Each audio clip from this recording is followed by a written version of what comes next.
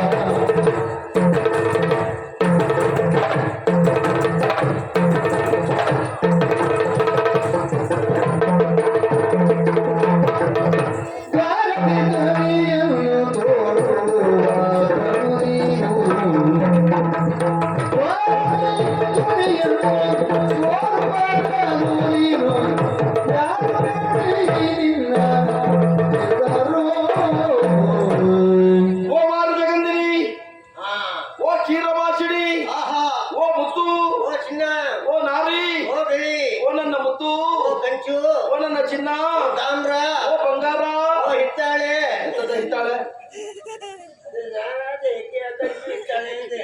ಎಳೆಯ ಬಾಳೆಯ ಗುಡಿಯಂತೆ ಕಂಗೊಳಿಸುತ್ತಿರುವಂತಹ ಓ ಕುಸುಮ ಕೋಮಲೆ ಸರ್ವಾಂಗ ಸುಂದರಿ ನೀರಜನೇನೆ ಶಾಖೆಂದು ಮುಖಿ ಜಲಜಾಕ್ಷಿ ವನಜಾಕ್ಷಿ ವಿಶಾಲಾಕ್ಷಿ ಸರೋಜಾಕ್ಷಿ ಮೀನಾಕ್ಷಿ ಈ ಅಕ್ಷಿ ಎಲ್ಲ ಅಕ್ಷಿ ಅಂತಂದ ನಿನಗೊಂದು ವಿಷಯ ಗೊತ್ತಾ? ಹೆಣ್ಣು ನೋಡುವುದಕ್ಕೆ ಕುರೂಪಿ ಆಗಿರ್ಲೇಬೇಕಾಗಿ ನೀನ್ ಹಾಗಿದ್ದೀಯಾ ಹೀಗಿದ್ದೀಯ ಅಂತ ಹೊಗಳಬೇಕು. ಹೊಗಳಿಕೆಗೆ ಉಬ್ಬದ ತೆಗಳಿಕೆಗೆ ಕುಗ್ಗದ ಸ್ತ್ರೀಯರು ಯಾರಿದ್ದಾರೆ ಲೋಕದಲ್ಲಿ? ಹಾಗಾಗಿ ಹುಡುಗ ನಿನ್ನ ಸ್ವಂತ ಇದು ಅನುಭವ ಎಲ್ಲ ಸ್ವಂತತೆ. ಮತ್ತೆ ನಿನ್ನ ಹತ್ರ ಬಾಡಿಗೆ ತಗೊಳ್ಳೋದಲ್ಲ. ಅಲ್ಲ ನಂಗೆ ಅದೆಲ್ಲ ಗೊತ್ತಿಲ್ಲ. ಓ ಕ್ಷೀರಭಾಷಿಣಿ. ಸರಿ ಕ್ಷೀರಭಾಷಿ ಎಂತದ ಕ್ಷೀರಭಾಷಿ ಕ್ಷೀರಭಾಷಿಣಿ ಅಂತ ಹೇಳಿದ್ರೆ ಯಾರಿಗೂ ಹೋಗಿಲ್ಲ ಉಳಿದ ಹಾಗೆ ನನ್ನವಳು ಮಾತಾಡಿದ್ರೆ ಹೋಗ್ಲಿ. ಆ ಕ್ಷೀರಭಾಷಿಣಿ ನಾನು ಬಂದಿದ್ದೇನೆ, ತಡ ಮಾಡಬೇಡ. ಬಾಗಿಲ ತೆಗೆದ್ರೆ ಏ ಸಖಿ ಎಂತದ್ದೇ ಇದು ಸುಮ್ಮನೆ ವಿಶ್ರಾಂತಿ ಮಾಡುವುದಕ್ಕೂ ಯಾರು ಬಿಡುವುದಿಲ್ಲ. ನಾನು ಬಂದಿದ್ದೇನೆ ಬಾಗಿಲು ತೆಗಿ ಅಂತ ಹೇಳಿದ್ರೆ ಯಾರು ಬಂದವರಿಗೆಲ್ಲ ಬಾಗಿಲು ತೆಗಿಲಿಕ್ಕಿಂತ ಮನೆ ಅಂತ ತಿಳ್ಕೊಂಡಿದ್ದಾರೆ ಹೇಗೆ? ಇದು ಗೊತ್ತಾಯ್ತು. ಈ ಬೇಡುವವರಿಗೆ ಹಾಗೆ ಯಾವ ವಾರ ಅಂತಿಲ್ಲ, ಸೋಮವಾರ ಅಂತಿಲ್ಲ, ಮಂಗಳವಾರ ಅಂತಿಲ್ಲ, ಶನಿವಾರ ಅಂತಿಲ್ಲ, ಎಲ್ಲ ವಾರವೂ ಬರುವುದು ಕೊಡುವವರು ಒಬ್ರು ಇದ್ದಾರೆ ಅಂತ ಆದ್ರೆ ಈಗ ಮುಂದೆ ಹೋಗ್ಲಿಕ್ಕೆಲ್ಲ ಅವ್ರ ಹತ್ರ ಬೇರೆಯವರಿಗೆ ಇಷ್ಟವಿಲ್ಲ, ಮುಂದೋಗಿ ಯಾರಾದ್ರೂ ಕೊಡ್ತಾರೆ ನೋಡಿ, ಹೋಗಿ ಹೋಗಿ. ಏನಪ್ಪ ನಾವೆಂತ ಬೇಡ ನಾವು ಬೇಡುವವರಲ್ಲ, ನಮ್ಮ ಮನೆಗೆ ಬಹಳ ಜನ ಬೇಡುವವರು ಬರ್ತಾರೆ. ಇವಳು ಬರುವಾಗ ಸತ್ರಾರ್ಜಿತನ ಕುವರಿ ಅಲ್ವಾ? ದಿನಕ್ಕೆ 8 ಮಣ ಬಂಗಾರವನ್ನು ಕೊಡುವ ಶವಂತಕ ರತ್ನವನ್ನು ತಂದಿದ್ದಾರೆ. ಇಲ್ಲಿ ಬಂಗಾರ ಸಿಗ್ತದೆ ಎಂಬ ವಿಚಾರವನ್ನು ತಿಳಿದವರು ಲೋಕಾಂತರದವರೆಲ್ಲ ಬೇಡುವುದಕ್ಕೆ ಇಲ್ಲಿಗೆ ಬರ್ತಾರೆ. ಬಂದಂತಹ ನನ್ನನ್ನು ನೋಡಿ ಅಲ್ಲ, ನಿನ್ನನ್ನು ನೋಡಿ ಬೇಡುವವರು ಅಂತ ತಿಳ್ಕೊಂಡಿದ್ದಾಳೆ. ನಾನು ಯಾರಲ್ಲಿ ಬೇಡಿದ್ರು ನಿನ್ನ ಹೆಂಡತಿಯಲ್ಲಿ ಬೇಡಲಿಕ್ಕಿಲ್ಲ. ಯಾಕೆ? ಅವರೆಲ್ಲ ಇದ್ದವರು ಕೊಡುವವರೆಲ್ಲ ಪುಣ್ಯಾತ್ಮ. ಮತ್ತೆ ನೋಡು, ಕೊಡುವವರು ಯಾರು ಗೊತ್ತಾ? ಯಾರು? ನಮ್ಮಲ್ಲಿ ಅಲ್ಪ ಸ್ವಲ್ಪ ಇದ್ರೆ ಸ್ವಲ್ಪ ನಾವು ಇಟ್ಕೊಂಡು ಸ್ವಲ್ಪ ನಾವು ದಾನ ಮಾಡುದು. ಹೌದು. ತುಂಬಾ ಇದ್ದವರು ಅವ್ರು 10 ಪೈಸೆಯೂ ಖರ್ಚು ಮಾಡುವುದಿಲ್ಲ. ಅವ್ರು ಹಾಗಾಗಿ ತುಂಬಾ ಇಟ್ಕೊಂಡು ಅವ್ರು ಕೊಡುವವರಲ್ಲ. ಯಾಕೆ ಅವರಲ್ಲಿ ತುಂಬಾ ಉಂಟು ಕೇಳಿದ್ರೆ ಮತ್ತೊಬ್ಬರಿಗೆ ಕೊಡ್ತಾ ಇದ್ದದ್ರಿಂದ ತುಂಬಾ ಉಂಟು. ಹೌದು, ಗಂಟೆಗೆ ಗಂಟೆ ಹಾಕಿ ಒಂದು ಗಂಟೆ ಕಟ್ಟಿ ಇಡುವುದು. ಮಾತೊಂದು ಕೇಳಿದೀಯಾ? ಯಾವುದು? ಹೆಚ್ಚಿಗೆ ಗಂಟೆ ಕಟ್ಟಿ ಇಡಬಾರದಂತೆ. ಕೊನೆಗದು ಯಾವುದು ಉಳಿಯುವುದಿಲ್ಲ. ಇದ್ದದ್ದು ತನಗೆ, ಬಚ್ಚಿಟ್ಟದ್ದು ಪರರಿಗೆ. ಈ ಸತ್ತ ಮೇಲೆ ದೇಹವೆನ್ನುವುದು ಅಗ್ನಿಯ ಪಾಲು, ಅಸ್ಥಿಗಳೆಲ್ಲ ಗಂಗೆಯ ಪಾಲು, ವಸ್ತ್ರಗಳೆಲ್ಲ ಅಗಸರ ಪಾಲು, ಉಗಿದಿಟ್ಟದನ ಕನಕಾದಿಗಳು ಭೂಮಿಯ ಪಾಲು, ಮಗನು ಹಾಕುವ ಪಿಂಡ ಕಾಗೆಯ ಪಾಲು, ಅರಿಯದ ಈ ದೇಹ ಯಮನ ಪಾಲು, ನೀ ಮಾಡಿದ ದಾನ ಧರ್ಮ ಪಾಪ ಪುಣ್ಯ ಮಾತ್ರ ನಿನ್ನ ಪಾಲು ಅಂತ ಹೇಳಿದ್ರು. ಯಾರು ಬದುಕಿದ್ದ ಕಾಲಕ್ಕೆ ಎಲ್ಲವನ್ನು ಬಚ್ಚಿಡ್ತಾರೋ ಅವರಿಗೆ ಇಹದಲ್ಲಿ ಪರದಲ್ಲಿ ಕೀರ್ತಿ ಸಿಗುವುದಕ್ಕೆ ಸಾಧ್ಯ ಇಲ್ಲ. ಈಗ ಪರರ ಪಾಲು ಅನ್ನೋದಕ್ಕೆ ಒಂದು ಕಥೆ ಹೇಳ್ತೇನೆ. ಹೇಳು. ನಮ್ಮನೆ ಪಕ್ಕ ಒಂದು ಮಡಿವಾಳರ ಮನೆ ಉಂಟು. ನಿಮ್ಮದು ಮಡಿವಾಳರ ಮನೆ ಅಲ್ವಾ? ಒಂದು ಹೌದಾ? ನಿಮ್ಮನೆ ಪಕ್ಕ ಅವರು ಊರ ಮಡಿವಾಳ, ನೀವು ನಾವು ಅದೆಲ್ಲ ಕೆಲಸ ಮಾಡೋದಿಲ್ಲ. ಸರಿ ಸರಿ ಸರಿ ಆಯ್ತಾ? ಒಬ್ರು ಶ್ರೀಮಂತರ ಹೆಂಗಸು ಸತ್ತೋಯ್ತು. ಶ್ರೀಮಂತರ ಮನೆ ಹೆಂಗಸು ಒಂದೇ ಅಜ್ಜಿ ಬೇಕಾದಷ್ಟು ಚಿನ್ನ ಬಣ್ಣ ಬಂಗಾರ ಇದು ದುಡ್ಡು ಎಲ್ಲ ಇತ್ತು. ಸರಿ. ಅದೇ ಬೇರೆಯವರಿಗೆ ಸಿಗಬಾರ್ದಂತ ಹಾಸಿಗೆಯನ್ನು ಸೀಳಿ ಹಾಸಿಗೆ ಒಳಗಿಟ್ಟು ಅದನ್ನು ಹೋಗ್ದು ಅದ್ರ ಮೇಲೆ ಮಲ್ಕೊಂತ ಇದ್ದ ಅಜ್ಜಿ. ಅದ್ರ ಮೇಲೆ ಪ್ರಾಣ ಬಿಟ್ಟದ್ದು. ಅದ್ರ ಮೇಲೆ ಪ್ರಾಣ ಬಿಟ್ಟು ಹಾಗೆ ಅದು ಯಾರು ಗಂಟು ಕೊಟ್ಟು ಹೆಚ್ಚಿಗೆ ಇಡ್ತಾರೋ ಗಂಟಿನ ಮೇಲೆ ಪ್ರಾಣ ಹೋಗ್ತದೆ. ಪ್ರಾಣ ಹೋಯ್ತಾ? ಪ್ರಾಣ ಹೋದ್ಮೇಲೆ ಹೆಣ ಎಲ್ಲ ಸುಟ್ರು. ಈ ಹಾಸಿಗೆಯನ್ನು ತೆಗೆದು ಹೊರಗೆ ಹಾಕಿದ್ರು. ಹಾಸಿಗೆಯನ್ನು ಹೊರಗೆ ಹಾಕಿದ ಕೂಡಲೇ ಅದನ್ನು ಮಡಿವಾಳ ಕೈ ತಗೊಂಡು ಹೋಗ್ಬೇಕು. ಈ ಹಾಸಿಗೆಯನ್ನು ಆ ಮಡಿವಾಳ ತಗೊಂಡು ಮನೆಗೆ ಬಂದ. ಇಲ್ಲಿ ಮನೆ ಪೂರ್ತಿ ಹುಡುಕಿದ್ರು, ಎಲ್ಲಿ ಹುಡುಕಿಲ್ಲ, ಏನೂ ಇಲ್ಲ. ನೀವು ತಕೊಂಡೋಗಿ ಅದನ್ನು ಎಲ್ಲಾದ್ರೂ ತಗೊಂಡೋಗಿ ಹೊಂಡಕ್ಕೆ ಹಾಕೋದು. ನೀವು ಹಾಕೋದು ಏನು ಉಂಟಂತ ಹರಿದು ನೋಡ್ತಾರೆ, ಚಿನ್ನ ಬಣ್ಣ. ಅದೇ ನೋಡು, ಮಾಡಿದ್ದು ಯಾರೋ, ತಿಂದದ್ದು ಯಾರು. ನನಗೆ ಸತ್ತೋರ್ ಬಗ್ಗೆ ಆದ್ರೂ ಬೇಸರ ಇಲ್ಲ, ಹೋಗಿ ಅವ್ರಿಗೆ ಸಿಕ್ತಲ್ಲ ಅಂತ ಬೇಸರ ಆಯ್ತು. ಅವನಿಗೆ ಶ್ರೀಮಂತ ಮಾರ್ಯ. ಹೌದಾ? ಕುಟುಂಬದವನ ಅದಲ್ಲ. ಈಗ ಬಂದದ್ದು ನಾವು ಇಂಥವ್ರು ಬಂದದ್ದು ಅಂತ ಗೊತ್ತಾಗಿಲ್ಲ. ಗೊತ್ತಾಗಬೇಕು ಅಂತಾದ್ರೆ ನಾವು ಬಂದದ್ದು ಯಾರು ಅಂತ ಅವಳಿಗೆ ಹೇಳ್ಬೇಕು. ಅವಳಿಗೆ ಯಾರು ಹೇಳು? ನನ್ನ ನಾಯಕಿ. ನನ್ನ ನಾಯಕಿ. ನಾನು ನಾಯಕ. ಅವಳು ನನ್ನ ನಾಯಕಿ ಅಂತ.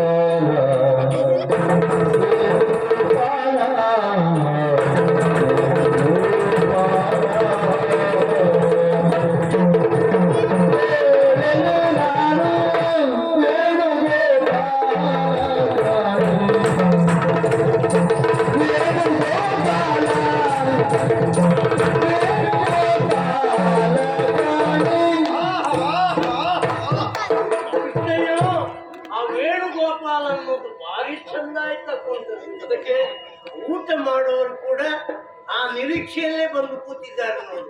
ನಿನ್ನ ವೇಣುಗೋಪಾಲ ನೋಡ್ಬೇಕು. ಅವ್ರು ವೇಣುಗೋಪಾಲ ನೋಡ್ಬೇಕು ಅಂತ ಕೂತದಲ್ಲ, ಹೌದೌದು. ಊಟ ಮಾಡಿದ ಕೂಡಲೇ ನಡ್ಕೊಂಡು ಹೋಗ್ಬಾರ್ದು ಅಂತ ಬಂದು ಕೂತಿದ್ದಾರೆ. ನೀ ಸುಳ್ಳನೆ ಹೇಳ್ಬೇಡ. ಅವ್ರು ನಿನ್ನ ಭಕ್ತರೇ ಅಲ್ಲ, ಅದಕ್ಕೆ ಅಭಿಮಾನಿಗಳು. ಯಾರು ಕೇಳಲಿಲ್ಲ, ಸುಮ್ಮನೆ ಹಿಂದೆ ಅಭಿಮಾನಿಗಳೇ ಹೌದಲ್ಲ? ಹೌದೌದು, ಮತ್ತೊಂದು ಸಲ ಕುಡಿಬೇಕಲ್ಲ? ಬೇಕು ಬೇಕು.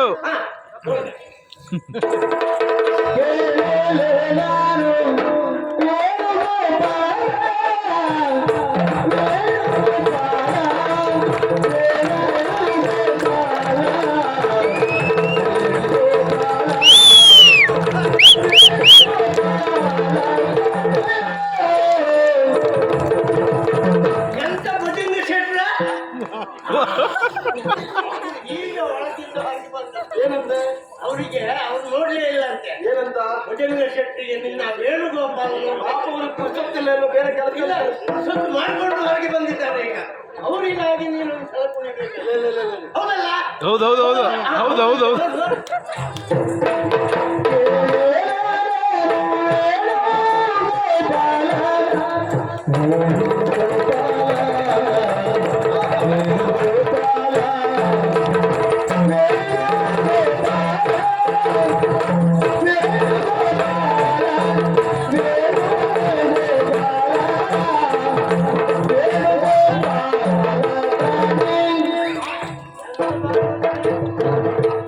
ನೋಡ್ಲಿಲ್ಲ ಅವರು ಒಂದು ಕಾರ್ಯ ಅಡ್ಡ ಆಗಿ ಭಾಗವತರು ವೇಣುಗೋಪಾಲ ನೋಡ್ಲಿಲ್ಲ, ಬರೀ ಮನೆ ಇದು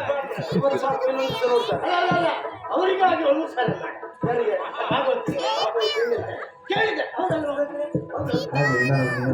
ನೋಡು.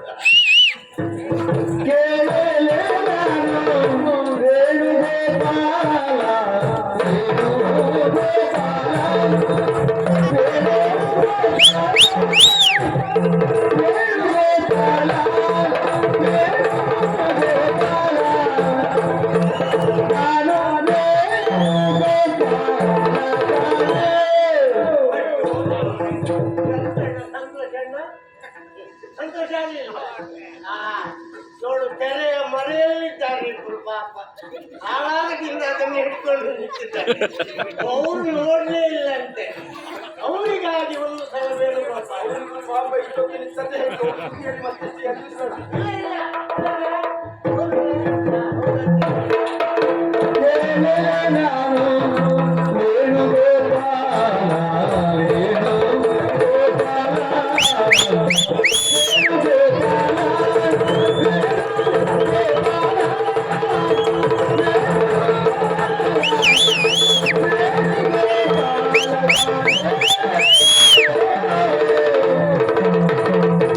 ಅಂತ ಚಂದ್ರವ್ರೆ, ನೀವು ಕುಣಿಯುವುದನ್ನು ಈ ಚಂಡೆಯವರು ನೋಡ್ಲಿಲ್ಲ. ಅವ್ರು ಎರಡು ಕೋಲೇ ನೋಡ್ತಾ ಇದ್ದಾರೆ. ಕೋಲ ಹೊಡಿತಾ ಇದ್ದೆ ಬರೇ ನೀರು ಕುಣಿ ಈಗ ನೋಡ್ಲೇಬೇಕಲ್ಲ. ಒಂದು ಸಲ ಅವರಿಗಾಗಿ ಸಂತೋಷ ಅಂತ ಅದನ್ನೊಂದು ಹಾಳು ಮಾಡ್ಬೇಡ. ಇಲ್ಲ ಇಲ್ಲ, ಇದು ಕೊನೆಯದ್ದು ಅವರಿಗಾಗಿ.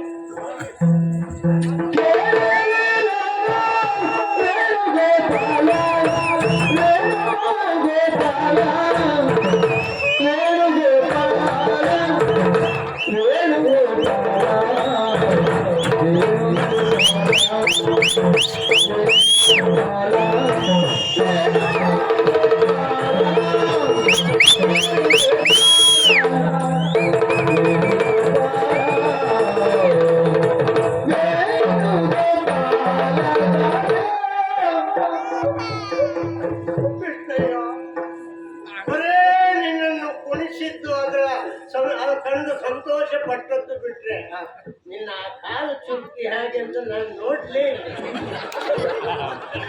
ಏನು ಹೆಜ್ಜೆ ಪುಣ್ಯಾತ್ಮ, ಆ ಹೆಜ್ಜೆ ಒಂದು ಸಲ ನೋಡ್ಬೇಕಂತ ನಂಗೆ ಆಸೆ. ನನ್ನೊಂದು ಆಸೆ. ಎಲ್ಲರಿಗಾಗಿ ಒಮ್ಮೆ ಮುಗಿದಾಯ್ತು, ಇಲ್ಲ ಇಲ್ಲ, ಇನ್ನಿಲ್ಲ. ಇನ್ನು ನನಗಾಗಿ ಯಾರಿಗಾಗೂ ಇಲ್ಲ. ನನ್ನ ಆಸೆಯನ್ನು ಭಂಗ ಮಾಡಬೇಡ. ನಿನ್ನ ಕೊನೆಯ ಆಸೆ ಆದ್ರೂ ಬಂದು ಇನ್ನು ಮಾಡುವುದಿಲ್ಲ. ಕೊನೆ ಆಸೆ ಅಲ್ಲ, ಕೊನೆ ಆಸೆ ಅಂತ ಆಯ್ತು. ಸಂತೋಷ ಇಲ್ಲ. ಇನ್ನು ಸ್ವಲ್ಪ ಮತ್ತೆ ಯಾರಿಗೆ ಬೇಡ ಇದು ಯಾಕೆ ಬೇಕಂತಲ್ಲ. ನನಗಾಗಿ, ನನ್ನ ತೃಪ್ತಿಗಾಗಿ.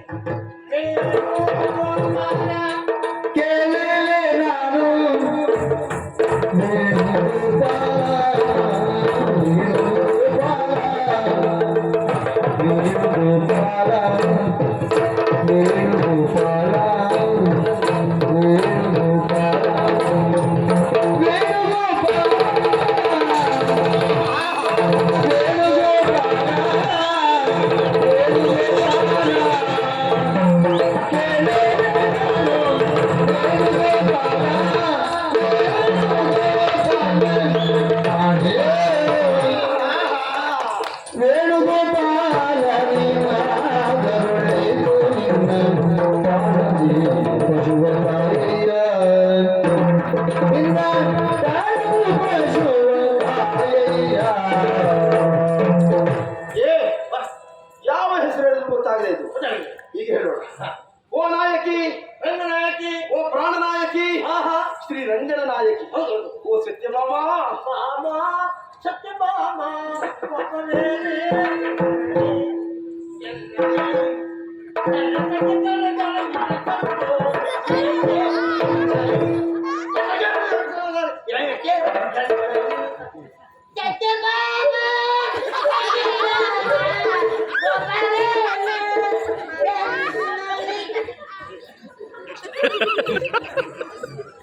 ಇನ್ನು ಎಲ್ಲಿ ತಯಾರಾಗಿದೆ? ಯಾವ ಪದ್ಯ ಎಷ್ಟೊತ್ತಿಗೆ ನೆನಪಾಗ್ತದೆ ನನಗೆ ಹೇಳಲಿಕ್ಕಾಗುದಿಲ್ಲ. ಅಲ್ಲ, ಈಗ ಕೋಪದಲ್ಲಿದ್ದಾರಲ್ಲ. ಹೌದು. ಕೋಪ ಯಾಕೆ? ಓ ಭಾಮ, ಓ ಸತ್ಯಭಾಮ, ಯಾಕಾಗಿ ಕೋಪಗೊಂಡಿದ್ಯಾ? ಬಂದವರು ಯಾರು ಸಾಮಾನ್ಯದೊಳಗ? ಏ ಪ್ರಾಣನಾಯಕಿ, ಹೌದು, ರಂಗನಾಯಕ, ನಾಗವೇಣಿ, ನಾಗವೇಣಿ, ಮುತ್ತನೆಯವರು, ಆ ಕುಷ್ಟುವೆ ತಂಗ್ಯ, ನಾಗವೇಣಿ ಕುಷ್ಟುವೆ ತಂಗ್ಯ, ಕುಷ್ಟುವೇಣಿ ಅಲ್ವೋ? ಕೃಷ್ಣವೇಣಿ. ಆ ಕೃಷ್ಣವೇಣಿ ಹಾ, ಸರಿಯಾಗಿ ಅವಳು ಬೇರೆ, ಹೌದಾ? ಅವಳು ಗೋಪಿ. ಹಾ ಹಾ, ಕೃಷ್ಣವೇಣಿ. ಇವಳು ಹಾಗಲ್ಲ. ನಾಗವೇಣಿ, ಓದಿವೇಣಿ. ಹೋಗಿಯ ಹಾ, ಮತ್ತೆ ಹಬ್ಬ ಹೋಗಿ ಓದಿ ಅಂದ್ರೆ ನಾಗ. ಹಾ, ಹೋಗಿ ಉರಗವೇಣಿ. ಹಾ, ಮೃಗ. ಹೌದು. ಹಾವಿನ ಹೆಡೆಯ ಜಡೆಯ ಉಳೆ ಅಂತ ಹೇಳುದು ಕೇಳಿಲ್ವಾ? ಹೌದೌದು, ಅದು ಇವಳೆ. ಹೌದಾ? ಹೌದು. ಕೇಳಿ. ವೇಣುಗೋಪಾಲ ಬಂದಿದ್ದಾನೆ ಅಂತ ಹೇಳ. ವೇಣುಗೋಪಾಲ ಬಂದು ನಾನು ಬಂದಿದ್ದೇನೆ. ಏ ಸಖಿ, ಎಂತದ್ದೆ ವೇಣುಗೋಪಾಲ ಅಂತ ಹೇಳಿದ್ರೆ ಯಾರು ಅಂತ ಗೊತ್ತಾಗ್ಲಿಲ್ಲ ನಿನಗೆ? ವೇಣು ಅಂತ ಹೇಳಿದ್ರೆ ಕೈಯಲ್ಲಿ ಹಿಡಿದುಕೊಂಡಂತದ್ದು ಬಿದ್ರಡ್ಡೆ. ಗೋಪಾಲ ಅಂತ ಹೇಳಿದ್ರೆ ಯಾರಿಗೆ ಗೊತ್ತಾ? ಈ ದನ ಕಾಯುವವರು. ಅವ್ರಿಗೆ ಇಲ್ಲಿ ಏನು ಕೆಲಸ? ಅವರ ಗೋವುಗಳನ್ನೆಲ್ಲ ಹಿಡಿದುಕೊಂಡು ಗುಡ್ಡಗಾಡಿಗೆ ಹೋಗಿ ಕೇಳು. ಜನಗಳನ್ನೆಲ್ಲ ಗುಡ್ಡಗಾಡಿಕೊಂಡು ಹೋಗಿ ಹೋಗ್ಬೇಕಿದೆ. ಏನಂತ? ನೀನು ಬೆಟ್ಲಂಡೆ ಅಂತ. ಬೆಟ್ಲಂಡೆ ಬೇಡ, ಅದನ್ನು ಬಿದಿರು ಕೋಳಿಗೆ ತುಂಡು ಮಾಡಿ ಮುಗಿಸುದು. ಎಲ್ಲಾದ್ರೂ ದನದರ ಇದ್ದಲ್ಲಿ ಉರ್ಸು. ಸಂಗೀತವೆಂದರೆ ಹಾಗೆ ಅದು. ಲೋಕದಲ್ಲಿ ಯಾವುದನ್ನ ಯಾರು ತಾತ್ಸಾರ ಮಾಡ್ತಾರೋ ಅಂತಹ ಕಸದಲ್ಲಿಯೂ ರಸವನ್ನ ಕಂಡವ ನಾನು. ಬಿದಿರು ಒಂದು ತ್ಯಾಜ್ಯ ಪದಾರ್ಥವೆನ್ನುವುದಾಗಿ ಲೋಕದ ಜನರೆಲ್ಲ ನಿಂದಿಸುವ ಕಾಲಕ್ಕೆ ಆ ಬಿದಿರನ್ನ ಕಡಿದು ಅದನ್ನ ಕತ್ತರಿಸಿ ಆ ಬಿದಿರೊಟ್ಟಿಗೆ ಒಂದು 6 ರಂಧ್ರವನ್ನ ಮಾಡಿ ನನ್ನ ಉಸಿರನ್ನ ತುಂಬಿ ಸುಶ್ರಾವ್ಯವಾಗಿ ನಾನು ನುಡಿಸುವ ಕಾಲಕ್ಕೆ ಶಿಶುರ್ವ್ಯಕ್ತಿ ಪಶುರ್ವ್ಯಕ್ತಿ ಕಾನರಸಂ ಪಣಿಹಿ, ಆ ಕೊಳಲಿನ ನಾದಕ್ಕೆ ಶಿಶುಗಳಾಗಲಿ ಪಶುಗಳಾಗಲಿ ಪಣಿಗಳಾಗಲಿ ತಲೆ ತೂಗುತ್ತಾವೆ. ಕಸದಲ್ಲಿಯೂ ರಸವುಂಟು ಎನ್ನುವುದನ್ನು ತೋರಿಕೊಟ್ಟವ. ಮತ್ತೆ ಅದನ್ನು ಬಿದಿರಂಡೆ ಬಿದಿರೋಟೆ ಅಂತ ಅಷ್ಟು ಸಸಾರ ಮಾಡುವ ಹಾಗಿಲ್ಲ. ವ್ಯಕ್ತಿ ಒಬ್ಬ ಬದುಕಿದ್ದ ಕಾಲಕ್ಕೆ 2 ಚಕ್ರದ ರಥದಲ್ಲಿ ಓಡಾಡಬಹುದು, 4 ಚಕ್ರದ ರಥದಲ್ಲಿ ಓಡಾಡಬಹುದು, 6 ಚಕ್ರದ ರಥದಲ್ಲಿ ಓಡಾಡಬಹುದು, 10 ಚಕ್ರದ ರಥದಲ್ಲಿ ಓಡಾಡಬಹುದು, ಹವನಿಯಂತ್ರಿತ ವಾಹನದಲ್ಲಿ ಓಡಾಡಬಹುದು. ವ್ಯಕ್ತಿ ಒಬ್ಬ ಸತ್ತ ಮೇಲೆ ಮನೆಯಿಂದ ಮಸಣಕ್ಕೆ ಸಾಗುವುದಕ್ಕೆ ಚಕ್ರವೇ ಇಲ್ಲದ ಬಿದಿರಿನ ರಥದಲ್ಲೇ ಹೋಗಬೇಕು. ಚಟ್ಟವೇ ಬೇಕು. ಹೌದಾ? ಬಿದಿರಿದ್ದು ಚಟ್ಟ ಆಗುದು ಯಾವುದ್ರಲ್ಲಿ?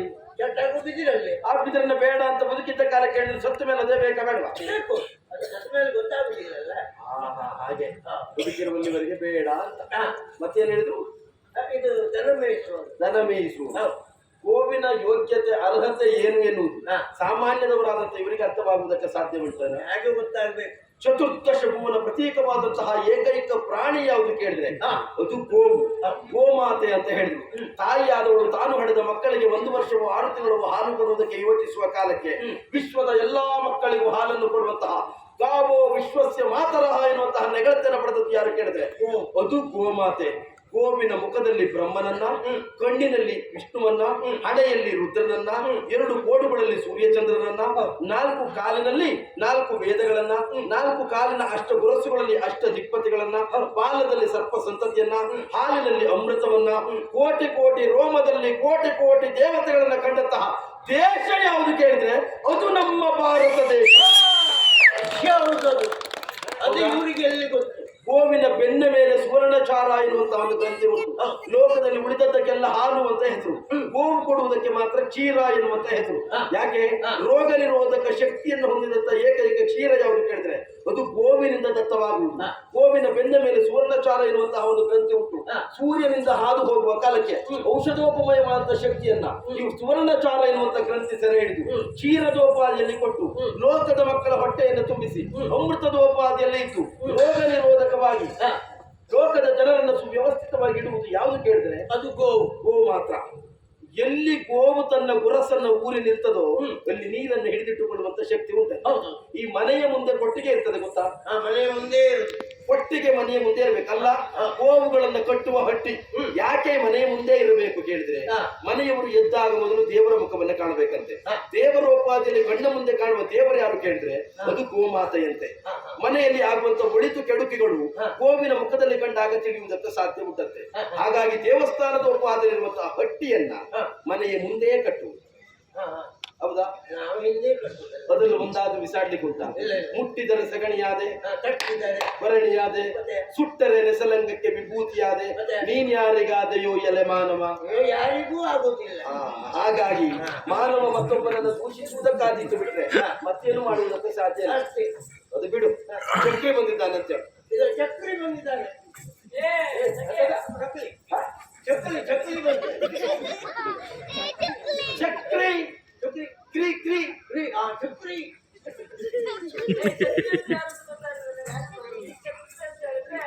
ಮಡಿಕೆ ಮಾಡುವ ಅವರಿಗಿಲ್ಲ ನಮ್ಮಲ್ಲಿ ಬೆಳ್ಳಿ ಬಂಗಾರದ ಪಾತ್ರೆಗಳು ಹೋಗ್ತಾ ಉಂಟು. ಅವರ ಮಣ್ಣಿನ ಮಡಿಕೆ ನಮಗೆ ಅಗತ್ಯ ಇಲ್ಲ. ಅಗತ್ಯ ಇದ್ದಲ್ಲಿ ಹೋಗಿ ಮಾರಾಟ ಮಾಡಿ ಕೇಳು. ಆ ಮಣ್ಣಿನ ಮಡಿಕೆ ಹೊತ್ತಿಕೊಂಡು ಬಂದವರು ಏನಂತೆ? ಮಣ್ಣಿನ ಮಡಿಕೆ ಅಗತ್ಯ ಇಲ್ಲ, ಮುಂದೆ ಕೊಂಡು ಹೋಗಿ ಮಾರಾಟ ಮಾಡಿ. ಏನಂತೆ? ನಿನ್ನ ಮಣ್ಣಿನ ಮಡಿಕೆ ತಗೊಂಡೋಗಿ ದೂರ ಮಾರಾಟ ಮಾಡೋದು.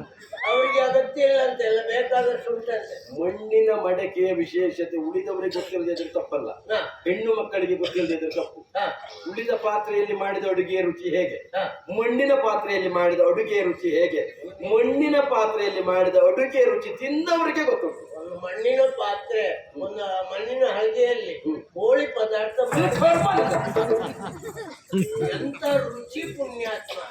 ಒಂದು ಮೀನು ಪದಾರ್ಥ ಮಾಡಿದ್ರು ರುಚಿ. ಅದು ಇವತ್ತಲ್ಲ, 1 ವಾರ ಇಟ್ಟರು ದಿನದಿಂದ ದಿನಕ್ಕೆ ರುಚಿ ಬರ್ತಾ ಇರೋದು.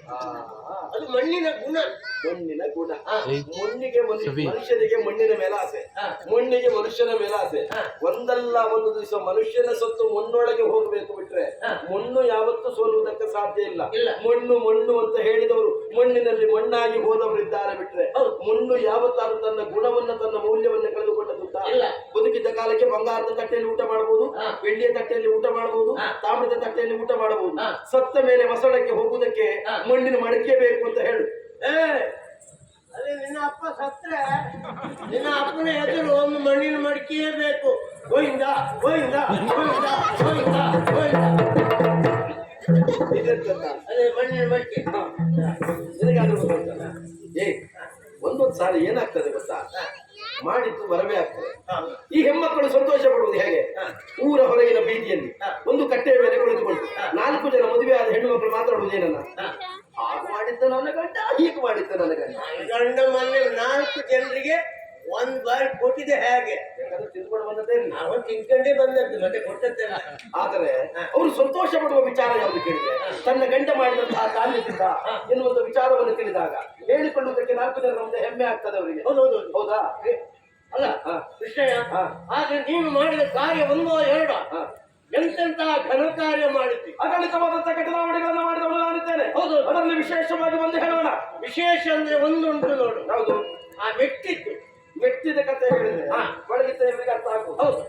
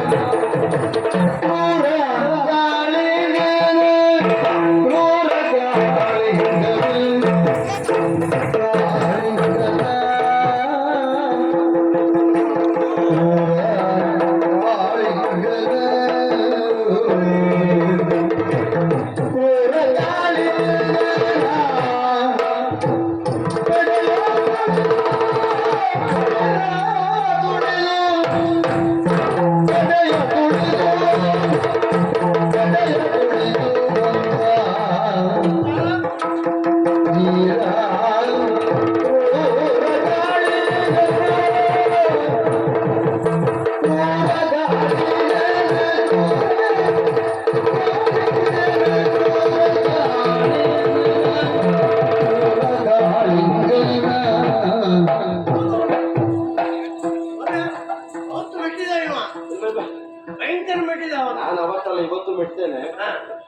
ಇದು ಯಾಕೋ ಸರಿ ಆಗುದಿಲ್ಲ.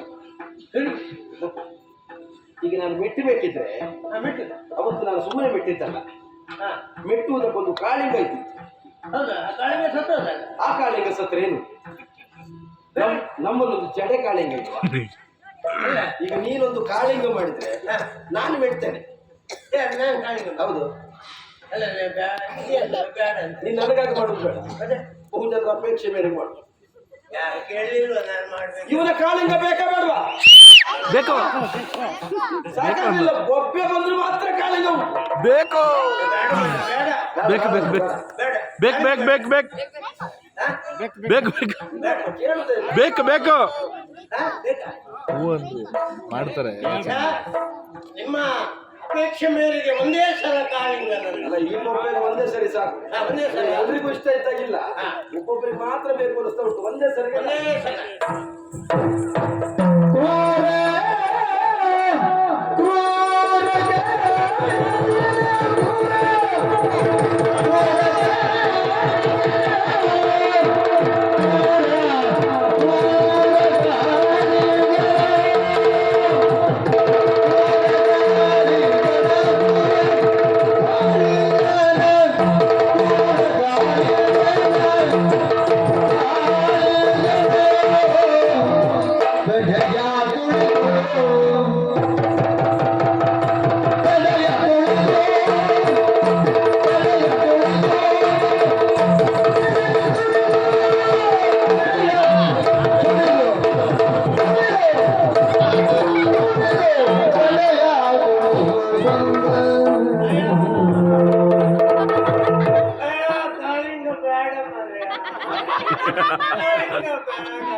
ನನಗಾಗಿ ಅಲ್ಲ. ಸೊಂಟದ ಒಂದು ಬದಿ ಹೋಯ್ತಾ? ಇಲ್ಲ ಇಲ್ಲ ಇಲ್ಲ, ಆ ಕಡೆಯಲ್ಲಿ ಊಟ ಮಾಡಿ ಬಂದವರು ಇಲ್ಲಿ ಒಂದು ಕೂತದ್ದು ನಿನ್ನ ಕಾಳಿಂಗ ನೋಡ್ಬೇಕು ಅಂತ. ಇಲ್ಲ, ಅವ್ರು ಬೇರೆ ಅಂತ ಮಾತಾಡ್ತಾ ಇದ್ದಾರೆ. ಅವ್ರು ಕಾಳಿಂಗನ ನೋಡ್ಲಿಕ್ಕೆ ಬಂದದ್ದು. ಕಾಳಿಂಗ ಬೇಕಾ ಬೇಡವಾ? ವಾ, ಬೇಡಲ್ಲ. ಸೊಂಟ ನಿಮ್ದಲ್ಲ, ಸ್ವಂತ ನಿನ್ನಂತೆ ಮಾಡು.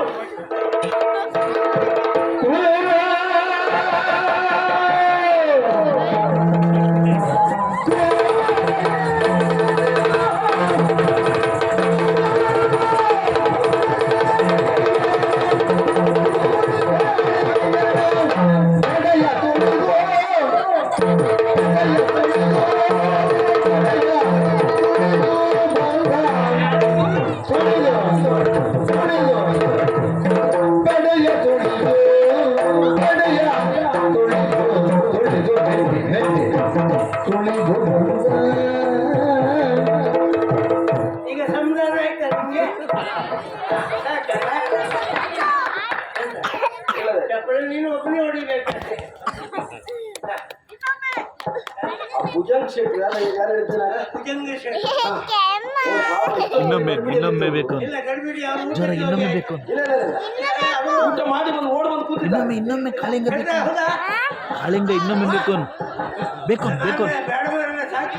ಬೇಕು ಬೇಕು. ಒಂದು ವರ್ಷ ಒಂದು ಹರಕೆಯಾಗಿ ನಿಂದ ಎದುರೋಟಿಲ್ಲ. ಇವತ್ತೇನ ತಂದು ಕಾಳಿಂಗ ಬೇಕೆ ಅಂತ ಇವತ್ತೇ ನನ್ನ ತೆಗೆಯುವ ಅಂದಾಗೆ ಹೋಗಿ ಗೊತ್ತಾಗ್ತದಲ್ಲ.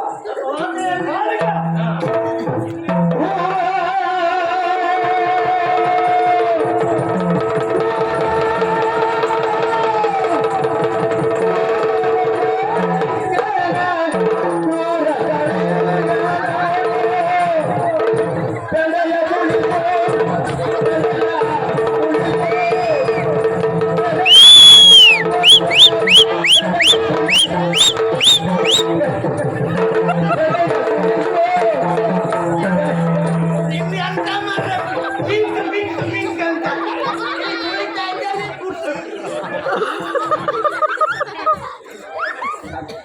ಕಾಳಿಂಗ ಸಾಕು, ಕಾಳಿಂಗ ಹಾಕಿ ಸತ್ತಾಯ್ತು. ನಾ ಕಾಳಿಂಗ ನೋಡ್ಲೇ ಇಲ್ಲ.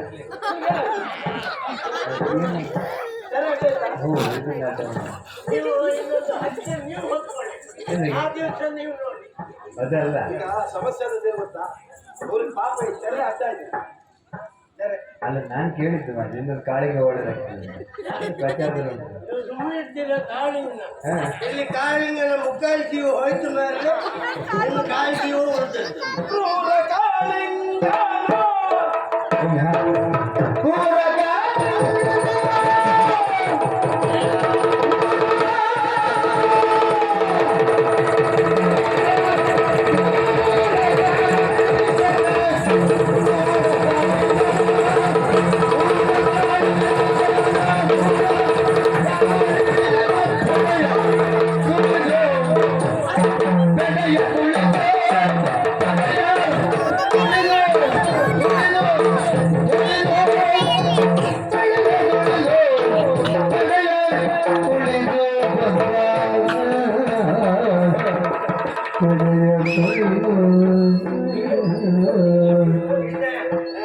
ಒಳ್ಳೆ ಭಟ್ರನ್ನು ಬರ್ಲಿಕ್ಕೆ ಹೇಳು.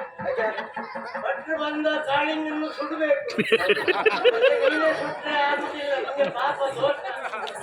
ಇಲ್ಲಿ ಸತ್ತಾಯ್ತು ಕಾಳಿಂಗ. ಸಾಕು ಸಾಕು ಸಾಕು.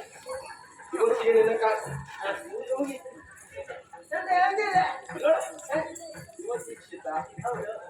ಸಂತೋಷ. ಅವ್ರ ಪಾಪ ಆಗಿದ್ದ ತೆರೆ ಹಿಡ್ಕೊಂಡಿದ್ದರು. ಅವರದ್ದಾದ್ರೂ ಗಲಾಟೆ ಅಲ್ಲ, ಅಲ್ಲ, ಅವರದ್ದಾದ್ರೂ ಗಲಾಟೆ ಅಲ್ಲ. ದೀಕ್ಷಿತ ನೋಡುವುದನ್ನು ಸಂತೋಷ ಪಡ್ತಾ ನಿಜವಾಗಿ ಇವತ್ತು ನಿನ್ನಂತೆ ಬೇಕು ಅಂತ ಗಲಾಟೆ ಯಾರ್ದು ಗೊತ್ತಾ? ಹೋಗ ಅವರು ಬೇಕಾ ಬೇಡ ಮಂಡೆ ಹೊಡೆದಾಗ್ತೇನೆ ಕೆಲಸ ನೋಡೋದು ಬಿಟ್ಟು ಇಲ್ಲಿ ಬಂದು ಬೇಕಾಗ್ತದೆ. ಆಯ್ತು ಆಯ್ತು, ಸಾಕು ಕಾಳಿಂಗ ಸಾಕು. ಒಮ್ಮೆ ಕೇಳುವ, ಅವರಿಗೆ ಪ್ರತ್ಯೇಕ ಇವರಿಗೆ ಪ್ರತ್ಯೇಕ ಬೇಡ. ಸೇರಿದ ಸರ್ವರಿಗೂ ಬೇಕಾಗಿ ಕಾಳಿಂಗ ಬೇಕಾ ಬೇಡವಾ? ಬೇಕು. ಸರ್ವರಿಗಾಗಿ ಒಂದೇ ಸಲ ನಾನು ಒಂದಕ್ಕೆ ಕಾಳಿಂಗ ಮುಗಿಸ್ತೇನೆ, ಒಂದಕ್ಕೆ ಕಾಳಿಂಗನ ಮುಗಿಸ್ತೇನೆ. ಕಾಳಿಂಗ ಮುಗಿಸಲು ಬೇಡ, ಸ್ವಲ್ಪ ಇರಲಿ.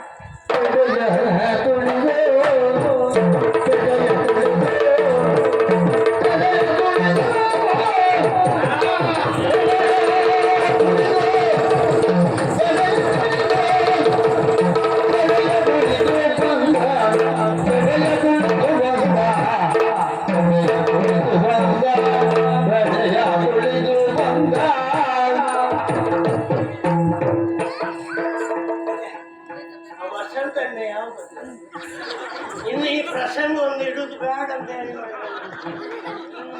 ಪ್ರಸಂಗ ಇಟ್ಟರೆ ನಮ್ದು ಈ ವರ್ಷ 6 ತಿಂಗಳು ಆಗುದಿಲ್ಲ ತಿರ್ಗಾಟ.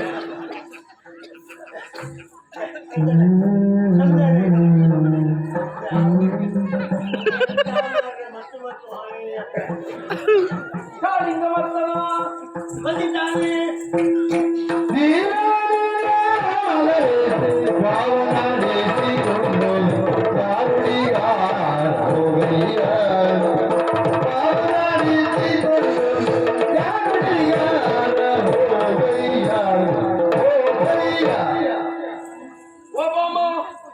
ಹೀಗೆ ಬಂದವರು ಸಾಮಾನ್ಯದವರಲ್ಲ.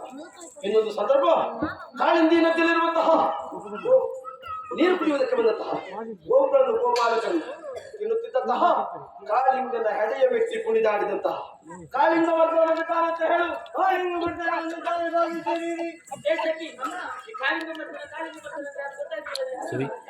ಹಾವಾಡಿಸುವರು ಅವ್ರಿಗೆ ಇಲ್ಲ ಕೆಲಸ.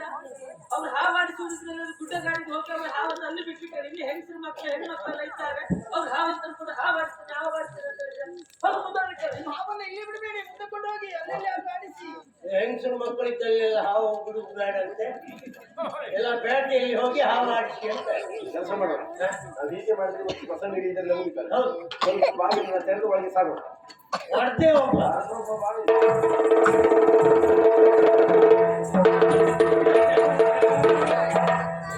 ಕೃಷ್ಣಯ್ಯ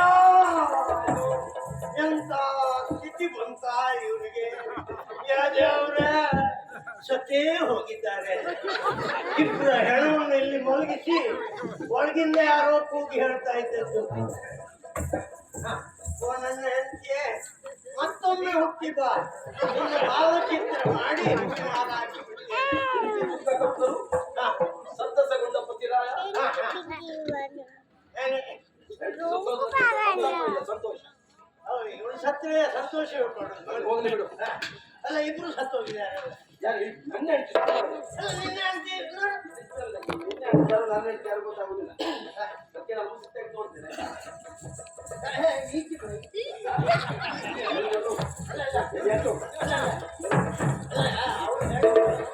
ಸರಿ ಸೀರೆ ಸರಿಯಾದ ಉಡುವುದಿಲ್ಲ. ಇದು ನೋಡಿ ಸ್ವಲ್ಪ ಸೀರೆ ಇಲ್ಲ, ಇಲ್ಲ, ನಾನು ಸುತ್ತಾಗಿ ನೋಡ್ತೇನೆ.